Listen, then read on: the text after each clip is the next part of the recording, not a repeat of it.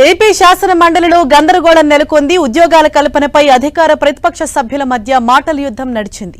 కూటమి ప్రభుత్వం 4 లక్షల ఉద్యోగాలు ఇచ్చిందని చెప్పారన్నారు వైసీపీ ఎమ్మెల్సీ వరుడు కళ్యాణి.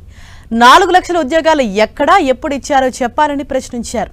కూటమి ప్రభుత్వం 4 లక్షల ఉద్యోగాలు కాదు కదా, 4 ఉద్యోగాలు కూడా ఇవ్వలేదని విమర్శించారు.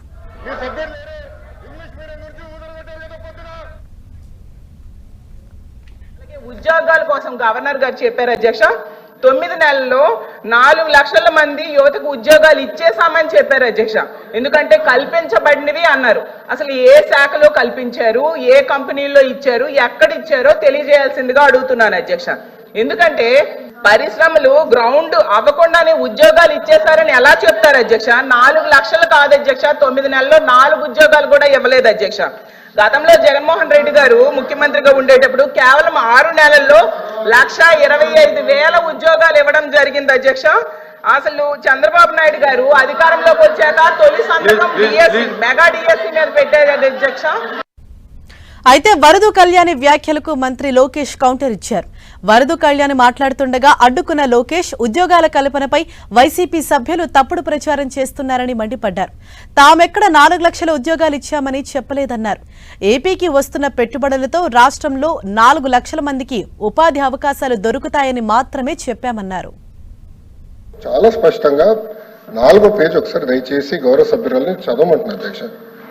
To date, investors have pledged investment of 6.5 lakh crores with an employment potential of over 4 lakh jobs. Potential. ఇచ్చామని ఎక్కడ చెప్పాం మేడం? మేము ఇచ్చామని చెప్పలేదు మేడం, ఇక్కడ పొటెన్షియల్ అని చెప్తున్నారు. ఎందుకు మీరు తప్పు రాసి చెప్తున్నారు అధ్యక్ష? చూపించాను అధ్యక్ష, ఇది కరెక్ట్ కాదు అధ్యక్ష. అట్లా కానీ సత్యదూరం మాటలు చెప్పకూడదమ్మా, మళ్ళీ సత్యదూరం మాటలు చెప్పకూడదమ్మా. అనిత గారు చెప్పండి. Investment of 6.5 lakh crores with an employment potential of 4 lakh jobs. అధ్యక్ష, ఇది మా పార్టీ విధానం, ఇది ప్రభుత్వ నినాదం. క్లియర్ గా చెప్పాం అధ్యక్ష. గవర్నర్ గారు కూడా ఇది చదివారు అధ్యక్ష. దయచేసి మేడం. అయితే మంత్రి లోకేష్ వ్యాఖ్యలకు బొత్స సత్యనారాయణ కౌంటర్ ఇచ్చారు. గవర్నర్ ప్రసంగంలో 4 లక్షల ఉద్యోగాలు ఇచ్చారని చెప్పారన్నారు.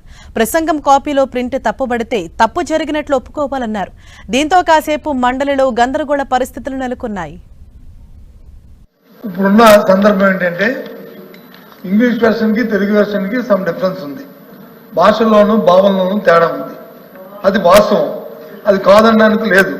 కాబట్టి ఆ జరిగిన పొరపాటును సరిదిద్దుకుంటాము. కానీ వారు చెప్తుంది ఏంటంటే ఫ్యూచర్లో వస్తాయి 4 లక్షల ఉద్యోగాలు, ఫ్యూచర్లో వస్తాయి అనేది మీరు మీ తాలూకా భావం, మీ ప్రభుత్వం తాలూకా ఉద్దేశం.